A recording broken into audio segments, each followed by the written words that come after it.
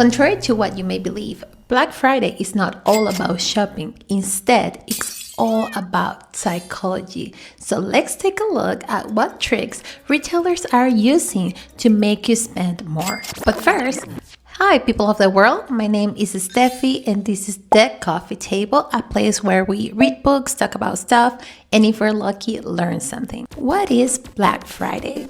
Black Friday is a famous shopping holiday celebrated after the day of Thanksgiving in the United States. I am from Canada. For some reason, our Thanksgiving is a different date, but we still have Black Friday. If you're familiar with Black Friday, you're probably aware of the crazy story of super compulsive massive consumption. Clothes. Treat yourself. Fragrances. Treat yourself. Massages. Treat yourself. Mimosas. Treat yourself. Fine leather goods. Treat yourself. It's the best day of the year. The best day of the year!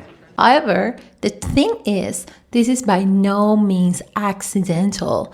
Retailers use very specific tricks and tactics to make us go crazy over Black Friday deals. But where does this curious holiday comes from? The origins of Black Friday. According to sources, the first time the term Black Friday was recorded was right after the US gold market crash on September 24 in 1969. Basically, two dudes from Wall Street, Jay Gould and Jim Fisk, compared to buy as much of the nation's gold as possible to drive the price up in the market so that they could later sell it at a profit. However, on this Friday, September, the geek exploded on their face as their wearer found out, and this sent, and I quote, "The stock market into a freefall and bankrupting everyone from Wall Street barons to farmers." Another popular theory is that on Black Friday, stores get so much money since people are going on a frenzy buying stuff that they get the opportunity to go from from red to black numbers, meaning that they become profitable. But the real story apparently has something more to do with a term that the police used in the 1950s when a particular rowdy crowd came on a Friday to Philadelphia. So it was like a huge crowd of tourists and local people that they just flooded Philadelphia on the Friday because the next day was the famous Army-Navy football game. With all the festivity in the air, people in the crowd were crazy and they're just starting shopping and shoplifting, and the poor Philadelphia cops just couldn't enjoy their holidays. In fact, it is recorded that they had to work extra hours. Thus, they call this day Black Friday. The term eventually catch up in Philadelphia and also in the United States, and it became some sort of tradition to have this kind of like shopping holiday the Friday after Thanksgiving. Some well-intentioned marketers even trying to change the name from Black Friday to Big Friday in an attempt to make it less ominous or something, but it seems that it's not as catchy, so obviously we prefer Black Friday, which is a term that is widely used today not only in the United States but across the world. Now, before we dive into the actual strategies that retailers use to manipulate you into buying more stuff during Black Friday, it is important to understand why we impulse buy. What is the psychology behind it? Why do we engage in impulse buying? First reason that we impulse buying is quite simple, really, and it's that it feels good. Getting something new or getting a treat is a pick-me-up on a bad day. Adds a spice to a boring one and can work as a strong incentive for a lazy day. Reason number 2. Emotional coping. Emotions can be difficult and uncomfortable, as many of us know. And apparently, according to research, national events make these emotions more noticeable. I think we can all remember a certain pandemic when all of us were buying a lot of toilet paper, right? In short, impulse buying can help us cope with uncomfortable emotions. As they say, they don't call it retail therapy for nothing. Reason number 3, we want a deal. Many of us feel they need to take advantage of a discount when we see it. Otherwise, it would be kind of silly, right? Like, we're saving after all.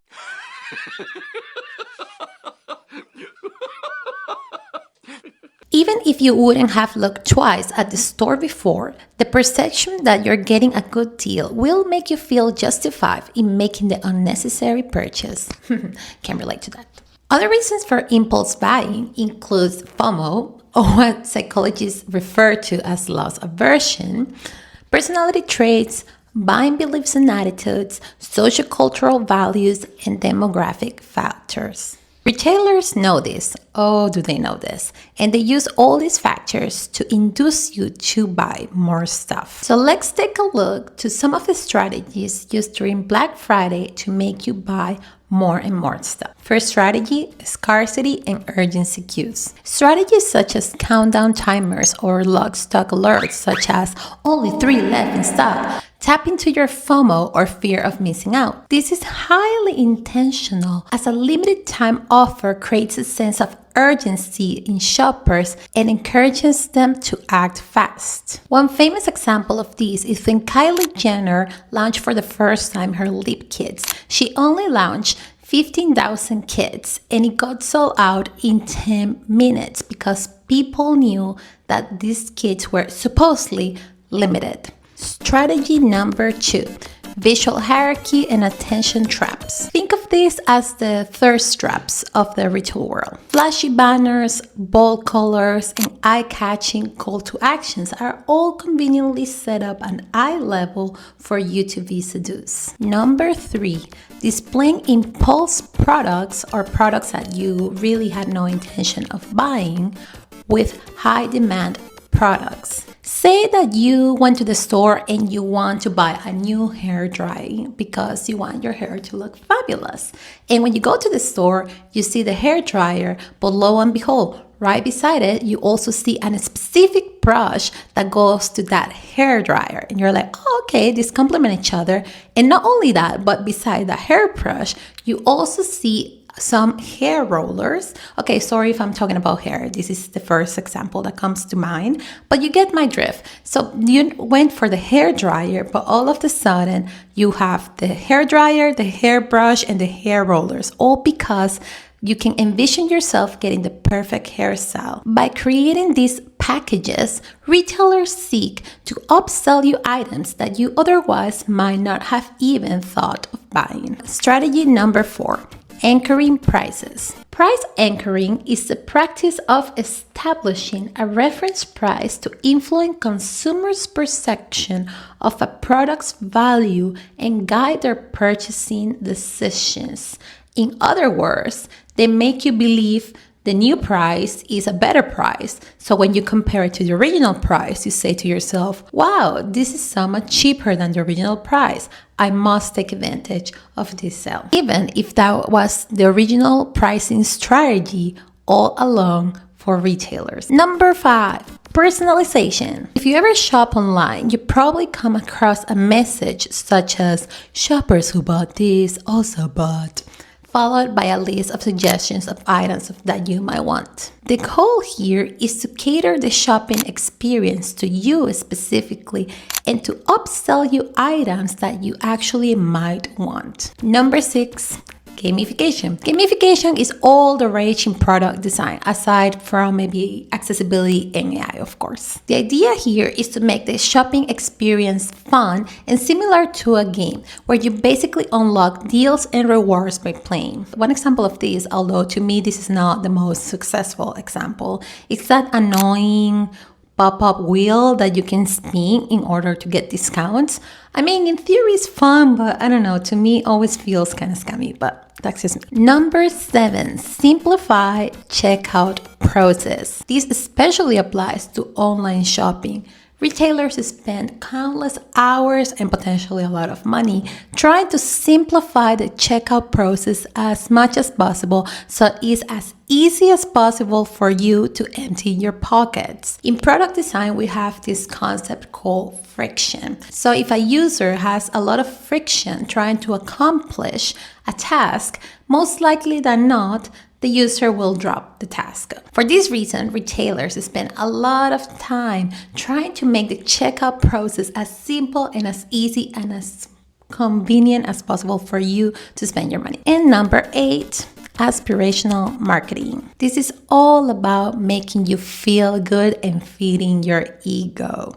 Companies want you to envision, to visualize, to feel, to see yourself using their products, and they want this image to be really, really good. So basically, by using their products, you're gonna feel better, look smarter, be sexier, look richer, whatever fills your boots. I understand that these are marketing strategies. I myself was in marketing for a long time. I really like it, and I think it can be done in an ethical way. I'm not saying like all type of marketing is malicious or evil. However, there is such a thing called dark patterns that are not so innocent. The difference with dark patterns is that they are designed to deceive the customer purposely. As you can imagine, this is a bit of a dark area, unfortunately, because some marketing strategies may start raising eyebrows, but with the continual use, it almost become like the norm.